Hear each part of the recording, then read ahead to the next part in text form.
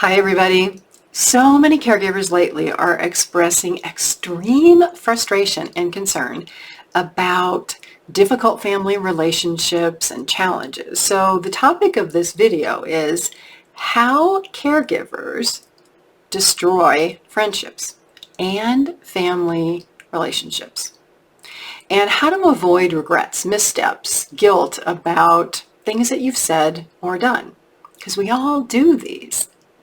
So if you're a caregiver, you're probably under a lot of stress. You're probably feeling highly emotional, frustrated, isolated, and alone. I understand this because I've been there. I've been a caregiver. I've helped caregivers for more than 20 years. I know what y'all go through. But until you realize that it really is your responsibility to work on your relationships and improve your relationships, nothing really is going to change. And I want to warn you, this video is not going to sugarcoat the things that we all have done in our lives or that we continue to do that really harm us and our relationships. Because our behaviors and the way we choose to act affect everyone else, but they have the greatest impact right here. So if you're not ready to hear this, press the stop button. Do not watch this video.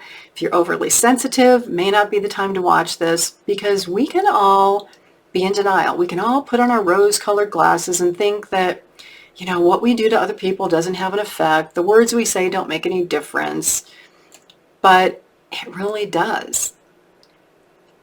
Everything that we do every day creates our reality, our life, and the relationships that we have with other people. Now, again, I'm not saying life is easy. That is not the point of this video. The point of this video is that staying in touch with people, focusing on things you have in common with them, being honest about your emotions, accepting that people are different, and realizing that sometimes people get busy or their life situations change. These are all part of creating and working at and maintaining long-term positive relationships. And the examples that I'm about to share aren't only for caregivers. They're for the people who need care, who also need to understand how their behaviors affect the caregivers. And really anyone in a relationship. We all have these things in common because we're people. I'm Pamela D Wilson. My website's PamelaDWilson.com. A lot of hope, help, support there for caregivers and aging adults, articles, my blog, podcast, my book, online courses, all there. The problem in dealing with other people is that it's emotional and our emotions are not balanced. I talk about this all the time. Unbalanced emotions can lead to breakups with friends. They can permanently damage family relationships. And again, not taking the difficulties of life aside, but if you're a caregiver, your world can become super small. If you're the person who needs care, your world can become super small. Maybe your world is you and one other person, which really makes your life more difficult because you don't have other people. You don't have friends to bounce ideas off of or things like that. And so when caregiving limits your life and everything shrinks, you mentally can become less tolerant, more impatient, more judgmental to everything outside of this little space that you feel like you have to control or that you're struggling to control. Meaning people, relationships, your work life, ideas, opinions that you have, all this conflict out there that's going on in the world. So if you're the caregiver or the person needing care, thinking, how on earth did I get to this place? Start looking at your life. How have relationships with friends over time changed? What changed those relationships? How have your relationships with your family members changed? And what was your part in these changes or the endings or the breakups? If your first thought is, wasn't my fault, it was all their fault, you may truly lack insight into how your behaviors affect other people, because they do. You may not have insight on the fact that you have really limited your thinking, or that your scope of what you see in life has been hugely affected by your upbringing and your environment, which we'll talk about in a minute, because this can be a huge impact that people don't even realize, right, until somebody else points it out. So, being in a relationship, it is a choice. It takes effort, it takes work, and it takes attention. Caregivers are masters at overstepping boundaries, thinking that your parents can't do things and you need to be the one that steps in and you have to take over and you have to do all this kind of stuff. Caregivers are also masters at not setting boundaries, because you never say, no, I can't do that. Or, no, I need to spend time with my friends, or I need to do this. It's like you say yes, yes, yes, yes, yes, and then all of a sudden you're blaming everyone else for what's happened to your life. You're blaming everybody else for ruining your life.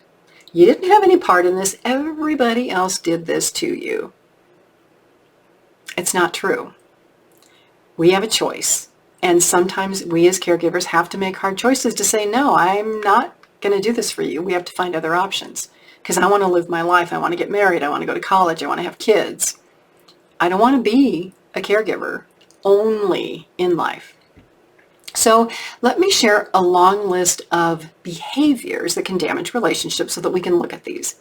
And then I'll share one thing that may help you get out of this spiral of feeling like you don't have control or your relationships are terrible, and that really end up in destroying your life instead of everybody else's. So, long list: criticizing, blaming others, picking fights, being disrespectful, not trusting people, having addictive behaviors, withholding important information that other people should know, acting paranoid or suspicious, not being appreciative, being negative all the time, having a hot temper. You blow up at the smallest thing. You don't have patience. You commit to doing something and you never follow through. Or you promise to change your behaviors and you never quite get there. You may have self-serving tendencies, meaning that you only think about yourself and what you need. You don't think about how your behaviors affect other people. If decisions need to be made, you may be indecisive. You may procrastinate. And then things blow up and they affect you, but they also affect your caregivers and other people. Other people can slant the way that you look at things. Maybe you listen to advice from your friends or other people who are saying, oh, your family's being so mean to you, it's not fair, or you could do better, or you should do this. And they're trying to turn you against these other people. What's their motivation in doing that? You always want to look at things from a balanced perspective. If you think people are doing things wrong to you, what are you doing to them? Maybe you avoid conflict. You don't take responsibility for your actions. You do want to blame other people for everything. You complain about other people without really giving them the benefit of the doubt and going directly to them to resolve the situation, which means that you don't like conflict or you don't know how to resolve conflict. Maybe you criticize people all the other time to make yourself feel better or feel superior. Maybe you're not a team player. You don't support your friends, your husband, your wife, your partner, your colleagues at work. You're always stabbing people in the back. You're the bad apple in the group. The truth is, bad behavior causes bad relationships. And a lot of times, we're so blind, we just don't even see how we possibly could be contributing to this. So we have to look at this and the idea of how to learn how to deal with our emotions in a positive manner. So instead of upping the game or upping the ante when you feel somebody attacks or criticizes you by criticizing them more, being meaner, you got to realize that the only person that you're destroying there is you, and you're destroying your relationship with this person. Is that really what you want to do? And sometimes maybe your answer is, yeah, I don't really care about them, so, forget it. Forget about it. But we have to realize that these behaviors can come from years of being treated badly in an environment. So badly by parents when we were children, by siblings, by other people. And if we don't learn why we feel the way we feel or why we want to react the way we want to react, we can't change. So some people can work through this. They can investigate and learn to manage emotions all by themselves. Others need support from family or friends. But again, realize that can be dangerous if they are pitting you against other people, if they're taking your side. You want to be with people who don't take sides, who look at things realistically. That's really the best outcome. Some people with mental health issues may not be able to work through these things, or if they have addiction issues, they may need more support or formal counseling. Responding to these situations that upset you, that are emotional, can take a lot of practice. It can take learning how to manage conflict and respond to conflict in a positive manner. It's not something that anybody learns to do overnight. It takes time. So the one thing I want to share is, and think about this, okay?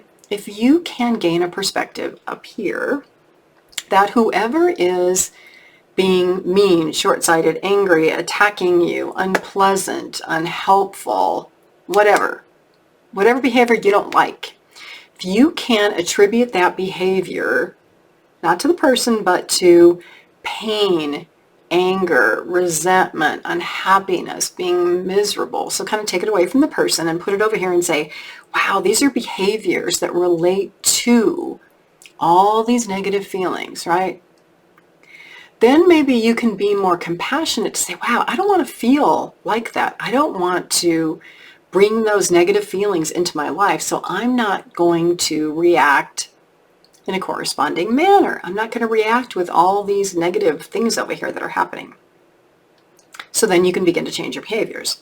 Now let's take this to a very extreme perspective, because sometimes it can be hard to understand why people act the way they do. Let's say that you were a person born into a very poor neighborhood, high crime, drugs, not safe, but getting into crime and drugs were the only way to survive, right? As a child, you see people getting shot in the neighborhood, damaging property. Your parents have never been kind to you. They're doing drugs. They're dealing drugs. If this has been the environment that you were raised in, you don't know any different.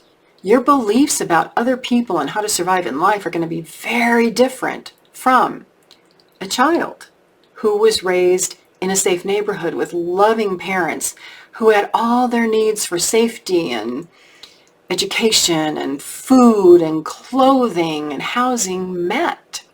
So the environment that we grow up in has a huge impact on our lives as children, and it affects us the rest of our lives, but it doesn't have to. The only hope, the game changer in a life, has to be somebody somewhere along the way. A teacher, a friend, somebody else's parent, somebody who is kind enough to us to intervene and tell us something that we may not like, those habits are bad. The friends you're hanging around with are bad. If you don't want to live like that, you've got to make changes. You've got to look at things differently. You may have to leave those friends, leave those behaviors, leave those habits behind. Even though that's kind of like your safe space, look what it's done to your life.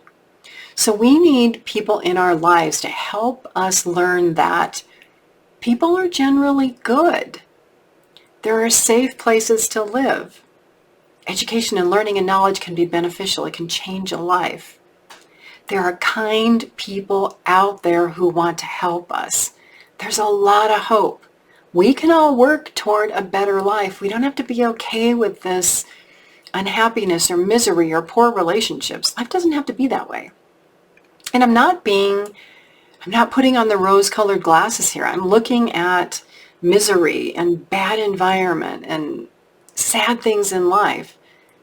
But as much as there is darkness in life, there's also light. The sun comes up every morning. It gets dark at night. We have choices between darkness and light. We may need people to help us with those choices, but they exist.